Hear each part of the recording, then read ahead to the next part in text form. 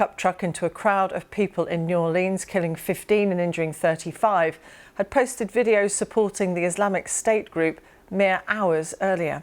The victims were walking through Bourbon Street in the central French quarter of the city, an area famed for its nightlife in the early hours of New Year's Day. The FBI has identified the attacker as 42-year-old Shamsud-Din Jabbar, a US citizen and Army veteran from Texas who served in Afghanistan. He was killed in a police shootout in which 2 officers were injured. Authorities say the attack was an act of terrorism and are investigating whether Jabbar had accomplices. Well, this picture, checked by BBC Verify, shows heavily armed officers surrounding a pickup truck directly after the attack. An IS flag was found in the vehicle, along with potential explosive devices. From New Orleans, Tom Bateman reports. Shamsud-Din Jabbar, now the focus of an intensive FBI investigation.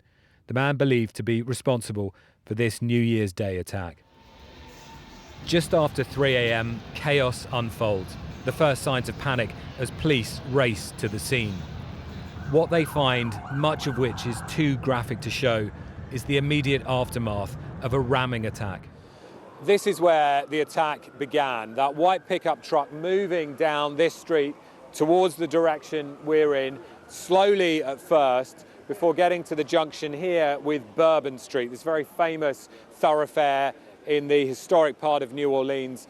He took a right and then accelerated quickly down the street behind that police truck there. Last night, President Biden said he was being briefed by the authorities. The law enforcement and intelligence community are continuing to look for any connections, associations, or co-conspirators. We have nothing additional to report at this time. Dozens were wounded in this attack, including 2 police officers hit by gunfire. Police evacuated a wide area and say they found a potential explosive device in the truck and other possible devices outside it before they carried out controlled explosions. The FBI says the attack is being investigated as an act of terrorism. An ISIS flag was located on the trailer hitch of the vehicle, and the FBI is working to determine the subject's potential associations and affiliations with terrorist organizations. Weapons and potential improvised explosive devices, IEDs, were located in the subject's vehicle. Other potential IEDs were also located in the French Quarter.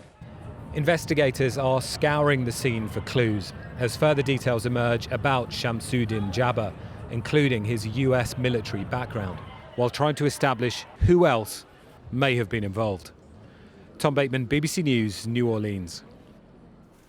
Well, our correspondent Carl Nasman, who's been at the scene, gave us the latest on the investigation. The French Quarter, Bourbon Street here behind me, still an active crime scene. Investigators trying to put together some of the pieces here, including whether or not there were other people involved in this attack. There were some suggestions of co-conspirators. Those might have come from CCTV footage that appeared to show several individuals in the area where explosive devices were discovered along that street outside of that vehicle. We understand now, though, that those individuals are no longer of interest in this case. But authorities continue to look in other locations. This is expanding now, a rental property also in New Orleans, about 2 miles away from where we are, where it's believed the suspect stayed and might have put together some of those explosive materials. And even in the neighboring state, in Texas, the city of Houston, that is where the suspect is believed to be from. Authorities there are now searching his property.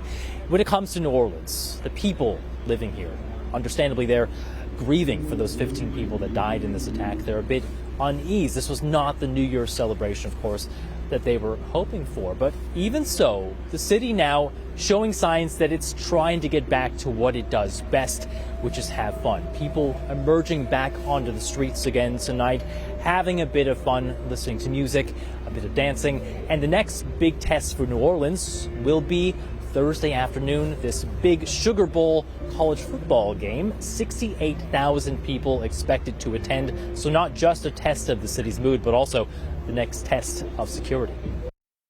Carl Nasman. Well, we will be live in New Orleans later in the programme. We're joined now by Barry Donadio, who worked for the US Secret Service. Mr. Donadio, thank you for joining us here on BBC News. You've been looking at some of the evidence emerging from this attack in New Orleans. What are your observations? Well, this is a man that was financially crippled by his poor business practices. He's been sued in the courts by his ex-wife for child support back in 2012.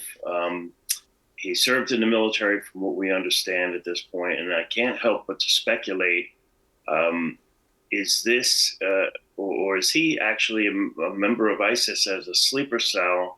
And is this their way of retaliating for our airstrikes in Syria?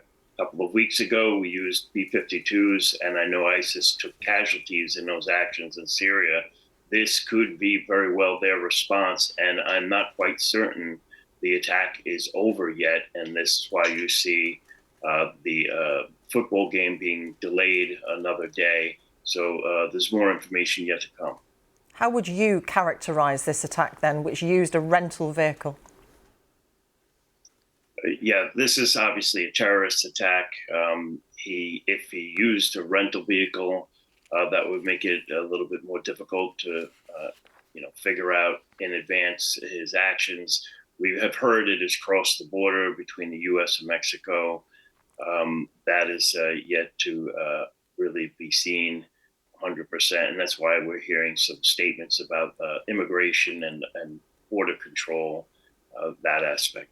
Now, you say that you think that it may be that this attack isn't over yet. And we're also hearing from the United States investigators believe that this man was not solely responsible, that there could be accomplices. Is that what you're thinking?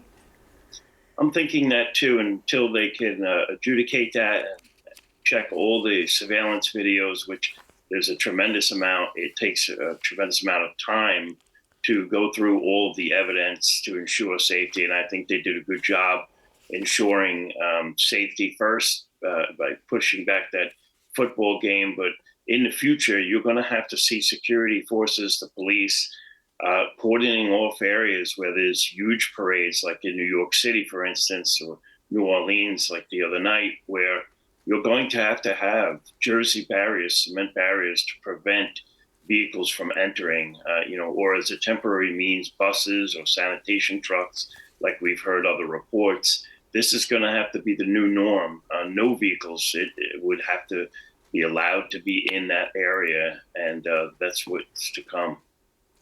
Barry Donadio, former US Secret Service agent, thank you very much for joining us.